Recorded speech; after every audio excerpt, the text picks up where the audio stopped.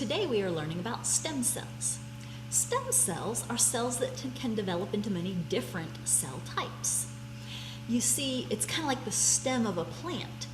The stem is where it starts, and then it branches out into all the different leaves and that kind of stuff. And just like a stem cell can branch out and can become more stem cells. It could become skin cells, nerve cells, blood cells, muscle cells, many different types of cells. And so it's like a stem that can branch and become many different things. In a newly formed embryo, which has just been fertilized, then it's all stem cells. In fact, you start with one cell and the egg and sperm unite, and then it divides into 2 cells, and then 4, 8, 16, 32, 64. When it gets to 64 cells, it's still all stem cells. Then after that, the cells begin to differentiate and become different types. So embryos have stem cells, but also adults have stem cells because those are used to repair damaged cells. Stem cells can divide over and over to make either more stem cells or more specialized cells. And there are 2 categories of stem cells, like we've already discussed: embryonic stem cells and adult stem cells. Embryonic stem cells come from a 3 to 5 day old embryo, like we said, about 64 cells or fewer. This newly fertilized embryo has not yet implanted in the womb, so it has not attached to the inside of the lady's womb. And the embryos are created through in vitro fertilization in a test tube, not in a person. And those stem cells are used to hopefully make things that can help people who are already born. So by the time the baby's born, the baby has all adult stem cells and no longer the embryonic stem cells. The problem with embryonic stem cells is, when does life begin? If you believe that life begins the second that egg is fertilized by a sperm, then you don't want to do stem cell research with embryonic stem cells because that's a baby.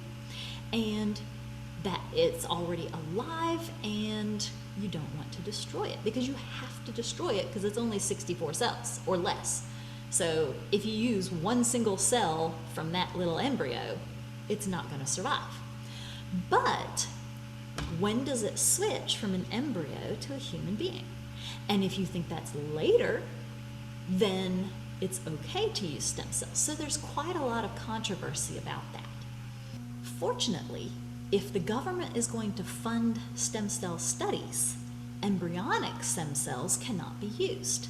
So if it's government funded, you can only use adult stem cells. If it's privately funded, you can use adult stem cells or embryonic stem cells. Why are stem cells so important? Well, because they can turn into all different types of cells, all the ones in your body. Now, that's embryonic stem cells. Adult stem cells can only turn into certain related types of cells. For example, stem cells in bone marrow can create any of the different cells that make up blood. White blood cells, red blood cells, plasma, any of that. But they cannot make up unrelated cells like in your liver, your brain, nerve cells, muscle cells. It can't do that. Only things related to bone marrow and blood. The other good thing is, you're not just 64 cells big. So if you take some adult stem cells out of you, you've got plenty more stem cells left, plus plenty more regular cells. And so those stem cells can be removed from an adult's body without killing the adult. So that's another advantage of using adult stem cells. But the disadvantage is they can only turn into certain related types of cells. So you don't have the versatility you have with embryonic stem cells. Now, there's a lot of excitement around induced pluripotent stem cells, iPSCs. These are adult stem cells that have been forced to revert or go back to an embryonic stem cell-like state. So these adult stem cells have been forced to go backwards, and now they can turn into all the different type of cells instead of just one related group. That's what pluripotent means. Hear the word plural, many, potent, powerful. So they can turn into many different type of cells, which is very powerful. And scientists learned how to do this back in 2004, which is more than 10 years ago. But it is a long and difficult process. They thought they had figured out how to do it easily, but nobody could replicate it, so we're pretty sure it was a hoax.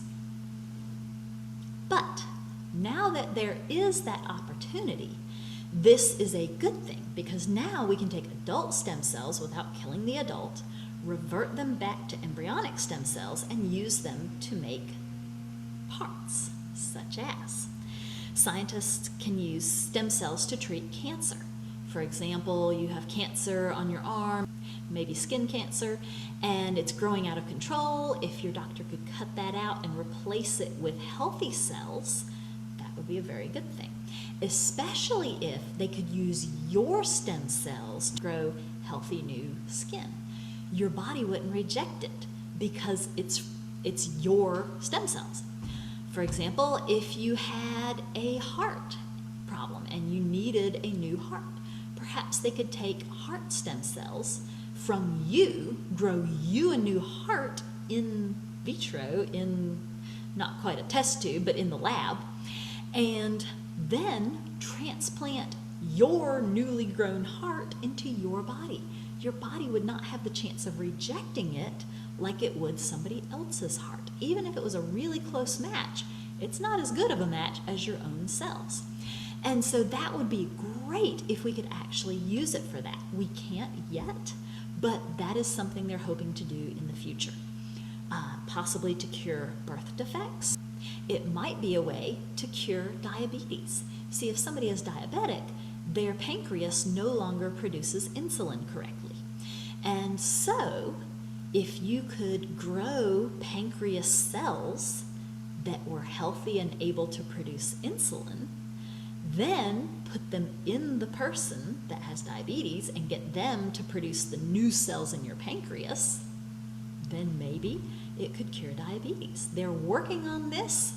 It's not there yet. They're not able to do that yet, but they are hoping to do that one day.